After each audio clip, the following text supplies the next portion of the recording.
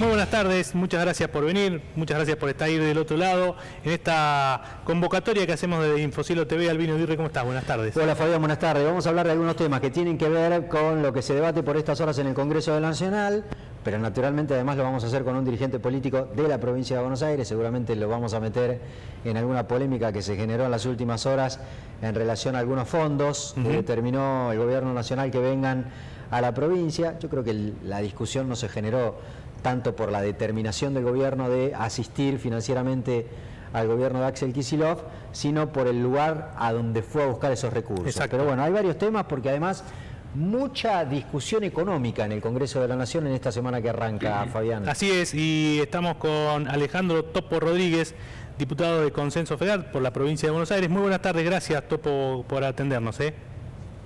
Buenas tardes, gracias a ustedes por la invitación. La primera pregunta, ahora nos metemos en algunos de los temas que seguramente van a discutir porque hay reuniones por estas horas relacionadas con el presupuesto que va a enviar el gobierno nacional, con alguna ley muy discutida que tiene que ver con este aporte extraordinario a las grandes fortunas y demás.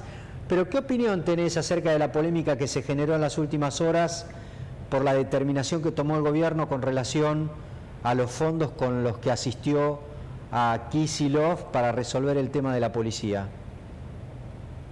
La provincia de Buenos Aires tiene una discriminación histórica en materia de distribución de la renta federal y siempre hemos sostenido que ese equilibrio debe lograrse.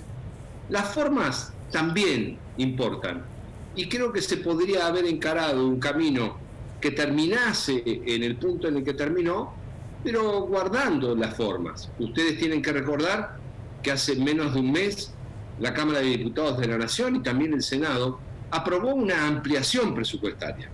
Esa ampliación presupuestaria incluyó transferencias adicionales a las provincias.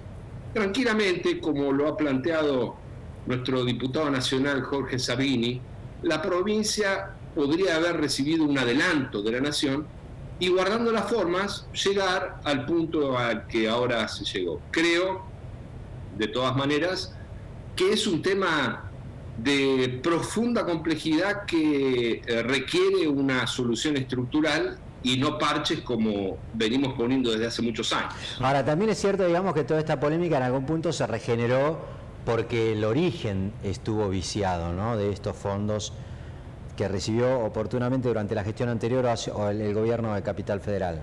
¿O no? Eso ¿o no es lo crees que no hay que imitar. Claro. Eso es lo que no hay que imitar.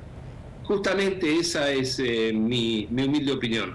No hay que imitar el zarpazo que le dio Macri a los fondos nacionales a favor de la ciudad de Buenos Aires. No hay que imitarlo. Ojalá podamos reconstruir un camino de diálogo institucional en todos los órdenes para discutir el tema de fondo, que es un nuevo esquema de coparticipación. Bien, volviendo un poco, o yendo un poco a la provincia de Buenos Aires, el distrito que usted representa, la semana pasada, por estas horas, estábamos atravesando por una situación complicada en materia institucional, con la policía armada haciendo algunas protestas. ¿Usted cómo ve el panorama de la gestión de Axel Kicillof en estos meses?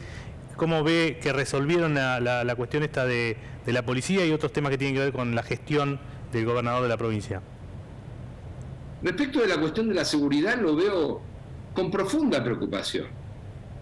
El ministro de Seguridad de la provincia de Buenos Aires no puede darse el lujo de regalar un tiempo de oro, 9 meses en peleas, confrontaciones, descalificaciones y ocupaciones extraministeriales que no hacen a su función. Yo respeto que él esté en una intensa campaña para su propia candidatura. Esto no lo invento yo, lo está exponiendo él en todas las vías de comunicación posibles.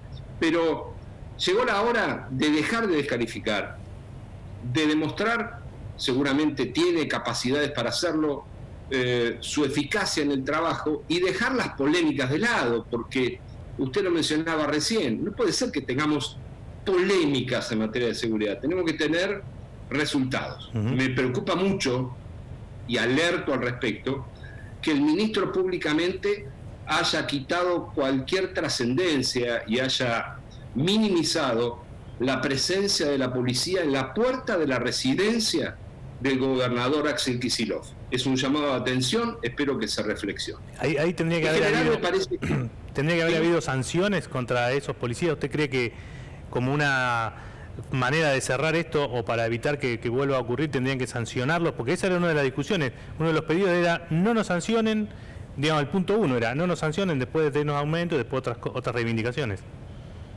Sí, yo no quiero subirme a la caravana de los que opinan de las cosas sin conocer. No sé qué es lo que corresponde al respecto. Sí sé que públicamente el ministro le quitó toda importancia a la presencia, desde mi punto de vista amenazante, de la policía frente a la residencia del gobernador de la provincia de Buenos Aires. No importa cómo se llame el gobernador, es una cuestión institucional que debe ser como mínimo verbalmente impugnada. Por supuesto, el ministro ha sido muy claro. Me parece que lo que está diciendo el gobierno de la provincia es que las sanciones deberán tomarlas las instancias judiciales a través de la acción de las fiscalías correspondientes. Yo de eso no tengo nada que opinar. Es verdad lo que dice Rodríguez, ¿no? Porque efectivamente me da la sensación incluso que en el debate público y además también como lo marca el diputado, digamos, en los dichos del propio ministro de Seguridad, casi como que todo el mundo reparó en otro hecho también criticable por muchas razones que son iguales en términos de la argumentación, que el hecho de haber ido a reclamarle a la puerta del domicilio particular del gobernador, que es el hecho de que llegaron hasta la Puerta de Olivos. Pero efectivamente uno podría haber destacado la gravedad institucional, por lo menos desde lo simbólico que significó esa forma de protesta en Olivos y también en la provincia de Buenos Aires. La verdad es que casi como que nadie reparó en que había ocurrido lo mismo un par de días antes sobre calle 5, ¿no? En la residencia del gobernador. Mi referencia, y disculpen, es que no solo se le ha dado poca trascendencia, sino que seguramente ustedes lo habrán escuchado, de manera explícita el ministro minimizó esa importancia. ¿Sabe lo que dijo? ¿Cuánto tiempo estuvieron? Es decir, lo midió en cantidad de minutos.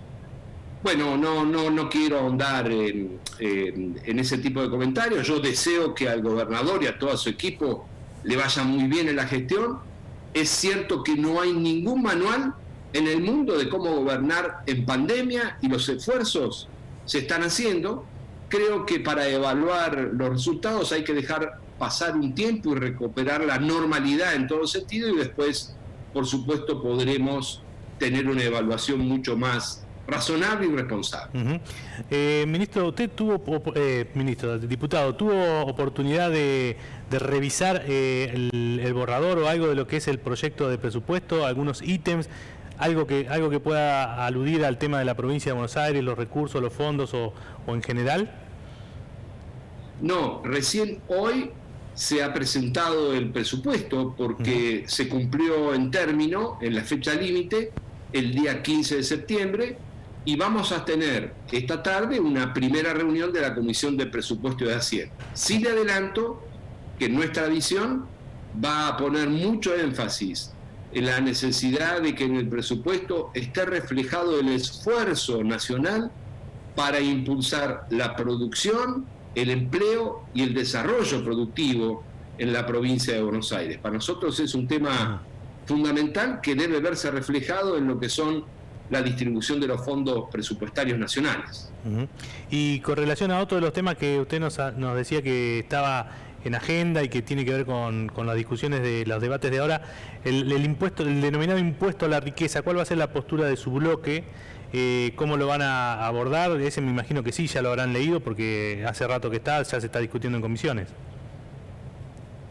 En nuestro interbloque, el interbloque federal, algunos ya hemos adelantado posiciones, aunque todavía no hemos tomado una posición unificada. Le adelanto cuál es mi posición. La Argentina está en un momento crítico, delicado, y poner el eje en la solidaridad es un buen principio. Hemos insistido, lo hice a través de proyectos de ley, en que si es que se crea un nuevo tributo, buena parte de la recaudación debería ir a fortalecer el trabajo genuino, el trabajo formal, a cuidar el empleo que ya existe de manera genuina, y también a sostener a las pymes, que son las que invierten para producir y las que sostienen 7 u 8 de cada 10 puestos de trabajo en la Argentina. Como eso está apareciendo ya como una finalidad, como un objetivo, tengo la inclinación a apoyarlo. También creo que si se crea un nuevo tributo, debería considerarse también la disminución o la reducción en igual proporción de otro tributo que sea de alcance más general. Bueno, son las discusiones que vamos a dar, pero en principio me inclino a apoyar la iniciativa que alcanza o alcanzaría a 12.000 contribuyentes, de los cuales solo 300 pagarían la alícuota más alta en un país que tiene más de 45 millones de habitantes. Me parece que es razonable para este momento de la Argentina. Ahora, diputado, digamos, a ver, dos cuestiones. Una pregunta que me surge como duda a partir de lo que lo escuché decir recién, y otra, digamos, en el mismo sentido, aunque por una afirmación que hizo sobre lo que usted considera que habría que hacerse. La primera, usted dijo, en el bloque hemos adelantado posiciones, pero no las hemos unificado. Hoy por hoy hay, digamos, conviven versiones a favor y versiones en contra dentro del mismo bloque. Eventualmente llegarán a algún acuerdo como para bajar al recinto con una misma posición. Esa es una. Y la otra, cuando usted dice, así como avanzamos en impuestos de esta naturaleza, sería interesante también aliviar la carga impositiva de otro lugar. ¿Eso no neutralizaría el supuesto beneficio fiscal exactamente fiscal de esta ley? Respecto de lo primero, le digo que todavía no tenemos una posición unificada porque recién hoy se va a empezar a conocer el análisis de ese proyecto. En general, por lo que informalmente hemos conversado, veo una posición mayoritaria de acompañamiento, y dado que nuestro interbloque tiene un presidente que es Eduardo Alibuca, a quienes ustedes conocen, prefiero que sea él quien hable en representación de los 11 diputados y diputadas que contienen a su vez varios bloques. El propio Jorge Sarguini se ha expresado en la línea de lo que yo he mencionado recién. Respecto de si la baja de un tributo neutraliza el aumento en el otro, sí, y ese es el objetivo.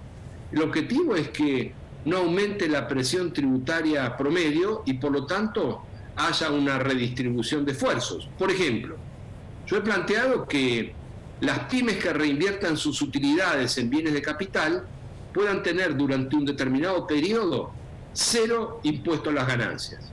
Si usted baja impuesto a las ganancias, termina recaudando más. No hay que creer en el libreto que dice que si usted baja impuestos recauda menos. ¿Cuánto paga de impuestos una pyme fundida? 0. En cambio, si usted le da un alivio, crea más empleo, aumenta la producción, mueve el consumo, aumenta el trabajo, y eso en el mediano plazo aumenta la recaudación. Pero digamos, a ver, lo que usted está diciendo, diputado, es que se pueden conseguir en el contexto de la pandemia y con las necesidades financieras que tiene el Estado algunas medidas ventajosas para atender algunos problemas, como es, qué sé yo, que empiece a moverse un poco la economía, aliviando carga impositiva en lugar de cobrando más para después redistribuir. Pero eso está claro. A ver, la pregunta es, siempre existe una duda en la Argentina sobre si, porque, a ver, está claro que el sector que se opone generalmente a cualquier aumento de impuestos, efectivamente argumenta su posición diciendo que mientras mayor carga impositiva yo tengo, menos voy a invertir. Es razonable, es lógico, suena como argumento sólido, uno puede estar a favor o en contra. También es cierto, es que yo no sé si se ha comprobado esto de que si se alivia, automáticamente el empresario invierte más.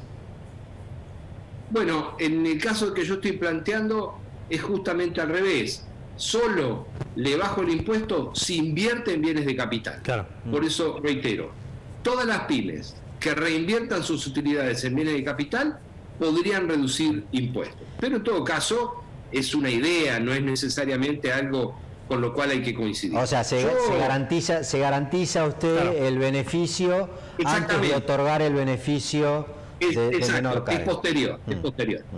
La cláusula así lo indica, es posterior. Ahora, también hagamos una reflexión acerca de algunas políticas que no solo no han sido positivas en cuanto a la redistribución, sino que han sido negativas. Cuando el gobierno insistió, porfió y logró con malas artes aprobar la dolarización de una deuda en pesos a fondos especulativos que, voy a citar a Carlos Heller, llegaron a la Argentina para hacer especulación financiera con el carry trade en la época de Macri, Sí. se hizo una redistribución negativa. Concedo, por otra parte, una política positiva, algunas de las varias que ha tenido el gobierno, de el esfuerzo que ha significado poner cada mes los ATP, que significan hasta el 50% del salario de los sectores del sector trabajador privado, que es muy positivo, así como la reducción o la reprogramación de compromisos en materia de aportes patronales o del IFE. Así que hay de todo, hay grises, blancos y negros, sobre los cuales es bueno discutir y tener una síntesis.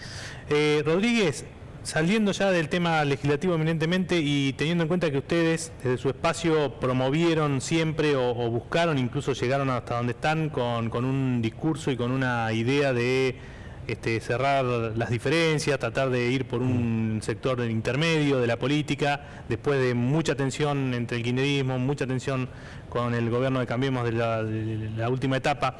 ¿Usted percibe que Alberto Fernández y en todo caso también Axel Kicillof va mejor la cuestión o se está ensanchando todavía más las diferencias entre los argentinos, las diferencias entre los políticos?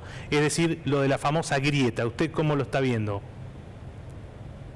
Miren, nosotros hemos trabajado duramente y no logramos nuestro objetivo, porque el resultado que nosotros pretendíamos obtener era mucho mejor que el que obtuvimos tratando de esquivarle a la grieta.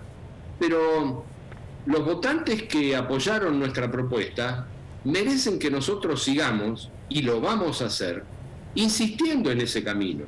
No nos arrepentimos. Realmente cuesta, porque creo que quienes usted menciona quizás se sienten más cómodos en la polarización y han vuelto posiciones, yo le diría, rabiosas, fuera de contexto, con el único motivo de encontrar atajos de provocación en boca del expresidente Mauricio Macri. Y cuando esa cultura política se polariza, quien pierde es la mayoría de los argentinos, porque perdemos la posibilidad de poner equilibrio allí donde la sociedad lo está requiriendo. Veremos cómo esto se proyecta al escenario electoral del año que viene. Nosotros vamos a seguir insistiendo en plantear posiciones de equilibrio y apoyaremos aquello que consideremos beneficioso para la enorme mayoría del pueblo argentino. Está claro quiénes están de un lado y del otro de la grieta, y está clara la posición que ha tomado su espacio en esto de representar cierta moderación, y que además, me parece a mí, incluso ha quedado demostrado en la lógica parlamentaria, porque cuando han tenido que apoyar algún proyecto lo han hecho, y cuando han resuelto oponerse lo han hecho también en otros casos, independientemente de que lo impulse el gobierno, con lo cual está, en este sentido, me parece a mí demostrado que el espacio del lavanismo respeta esa moderación de discutir de forma racional cada uno de los temas, alejados de la grieta. Pero también está claro que la grieta está instalada, que se ha ensanchado, que da la sensación, por lo menos, que se agrava como método de acción política en la Argentina. ¿Y quién cree usted, digamos, que es el principal beneficiario y en consecuencia fogonea más esta confrontación? ¿El gobierno o el macrismo? No, yo creo que se necesitan. Si usted me pregunta por las últimas 48 horas, es claramente Macri, incluso por la necesidad de un reposicionamiento interno con el resurgimiento o el intento de surgimiento de algunas posiciones moderadas adentro de Cambiemos. Pero el gobierno también se ha engolosinado con esta idea de la polarización, especialmente en los últimos 30 días. Yo creo que tienen derecho, porque son representaciones que se ejercen en función del voto popular, así que no tengo yo autoridad para impugnarlas. Sí, aunque desde nuestro espacio no mayoritario, vamos a seguir trabajando, no por ser ni del medio, ni grises, ni tibios, sino encontrar los equilibrios, como lo hemos hecho en varias oportunidades, y esa es nuestra función. Uh-huh. Alejandro Topo Rodríguez, diputado nacional del bloque Consenso Federal, muchísimas gracias por haber charlado con nosotros. Gracias a ustedes, muy buenas tardes. Gracias, diputado. Bueno, ahí estaba un hombre de la provincia de Buenos Aires, en este caso representante del labañismo. Exactamente, que tuvo una importante actuación como funcionario del Poder Ejecutivo durante la gestión anterior de Daniel Scioli. Bueno, muy bien, ya volvemos.